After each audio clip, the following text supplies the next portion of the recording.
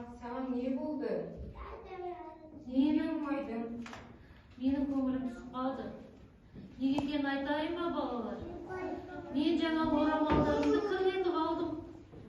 Анашым маған айтқан жаңа, орамалдардың барлығын жуасың, үйді жинайсың, содан кейін бірақ ойнайсың, келесің деп айтқан. Енді мен қазір жалғыз өзім қалай жуып бітірем ба?